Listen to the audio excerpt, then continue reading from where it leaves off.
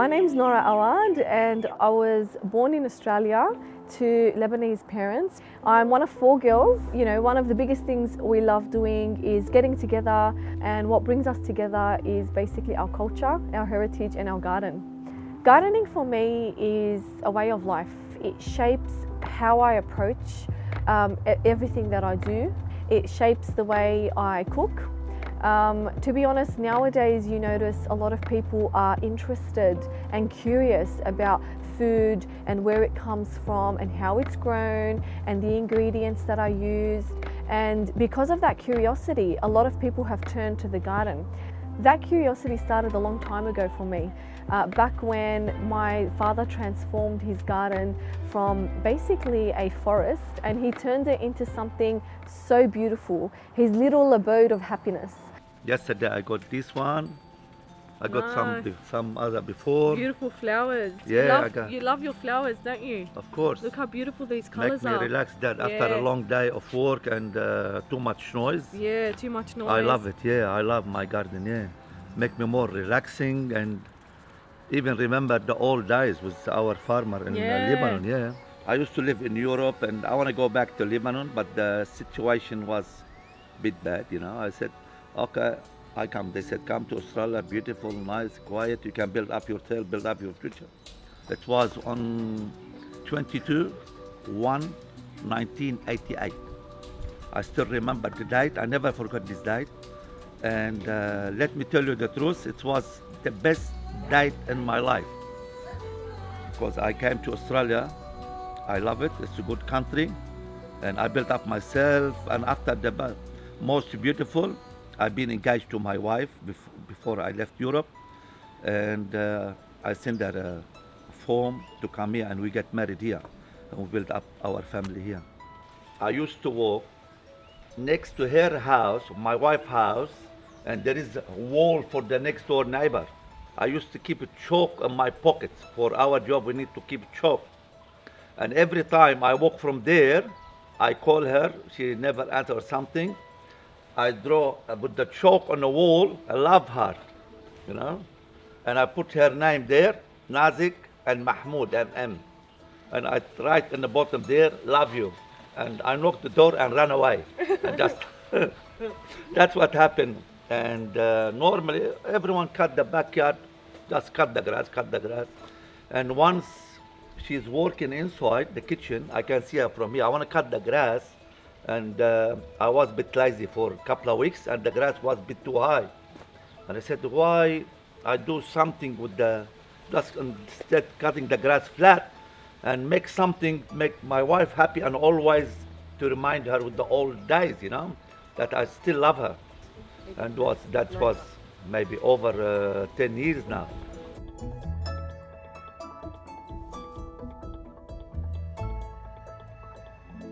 So I am Lebanese. My background is Lebanese and my dad is also Palestinian.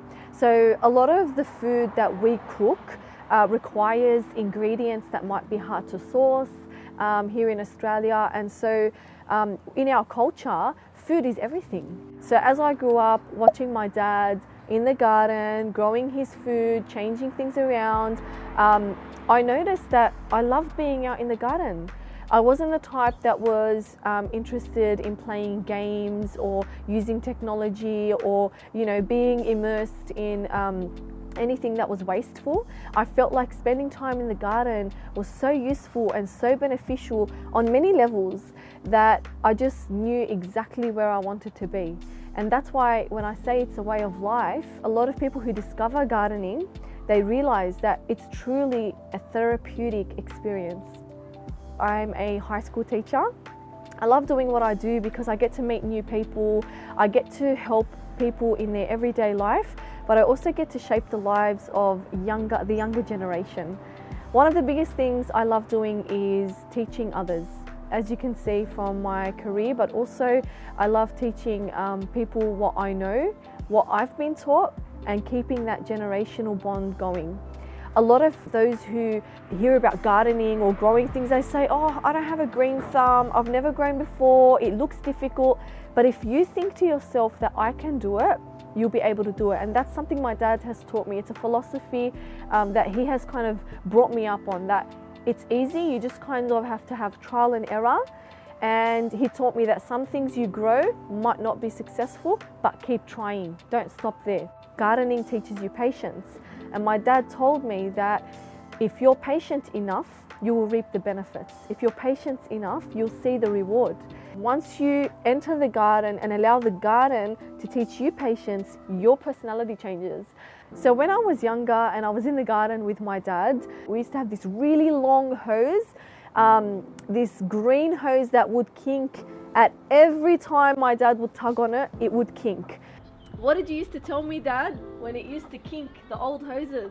Oh yeah, screaming, hey, yeah. Nora, fix it. Yeah, he used to say, Zabtiya, fix it, come on, Dad, please hurry. And I used to dread that job. I used to dread it. It kind of made the watering process so dreadful. Now it's easy, I like it, yeah. I can clean up the driveway there, wash my car sometimes here. Up to 20 meters, it's no problem. Another tip that my dad taught me was to actually flip the ground. In Arabic, they say it's literally translated flip the ground. So what you want to do when you grow something new is basically get whatever tool you have, shovel, your rake, and flip the ground. Let that ground become really nice and crumbly and very soft for your new plant, the new roots to grow into. My dad loved doing that. And so whenever we want to plant something new, and we're planting tomatoes today, we would flip the ground, and my dad would basically double check that there aren't any lumps or roots or rocks to make sure that the plant is going to get the best foundation for its growth. And so after we plant it, he likes to make a little circle ring around it, and that helps kind of shape the space for the tomato plant for when we want to water it. The water kind of goes down to the roots itself. It's a very farmer thing to do.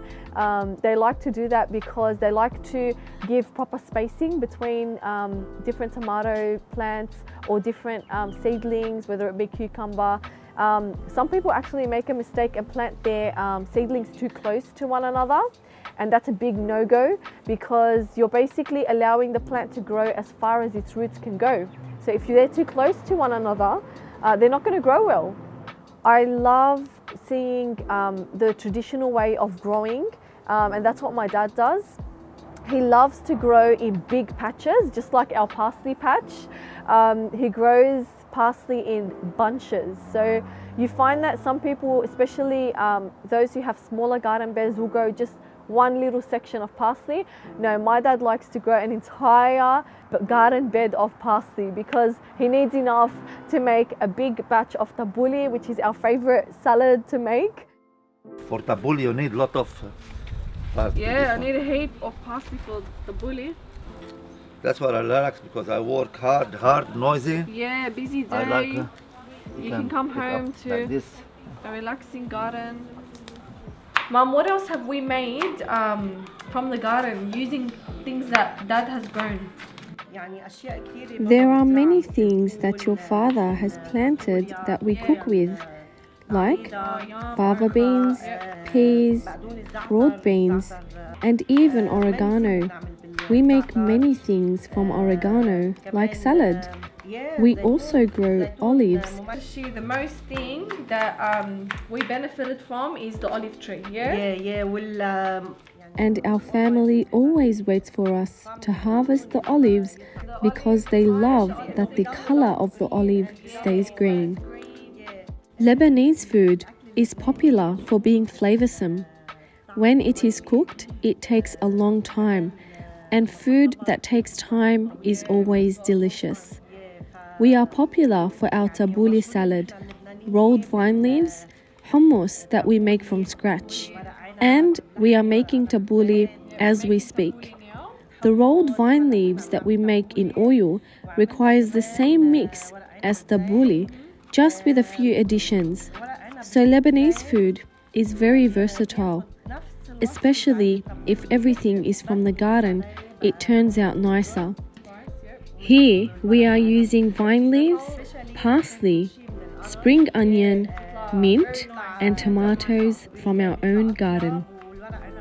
So I love gardening with my dad, but more than that, I love harvesting what we've grown and bringing it into the kitchen and cooking it up with my mum.